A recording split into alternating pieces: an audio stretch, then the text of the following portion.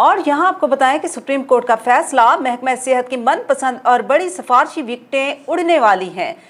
chief secretary Sindh کی جانب سے عدالت میں خلاف قانون افسران کی محکمہ صحت سندھ کی جو فہرست جمع کرائی گئی ہے، اس میں سر فہرست نرسنگ کے شعبے میں بیک وقت 3 عہدوں پر فائز خیرالنساء ڈاکٹر رت فاؤ سول ہسپتال کراچی کے میڈیکل سپرنٹینڈنٹ اور نیکالوجسٹ ڈاکٹر نور محمد سمرو، سندھ سروسز ہسپتال کے MS اور civil surgeon Karachi doctor Syed Farhat Abbas, Sindh government ہسپتال کورنگی کے medical superintendent doctor Pritam Das, Sindh government ہسپتال نیو کراچی کے MS doctor Ismail Memon, Sindh government ہسپتال لیاقت آباد کے MS doctor Ayub Babar, Sindh government ہسپتال لیاری کے medical superintendent doctor Zubair, director general Sindh کے عہدے پر گریڈ 20 کے سینئر اسامی پر گریڈ 19 کے جونیئر ترین doctor Irshad Memon, DHO Malir doctor Maqbool Memon, DHO south doctor Raj Kumar, DHO urban health centre new Karachi کے MS doctor Aftab Memon, peoples medical college ہسپتال نواب شاہ کے MS ڈاکٹر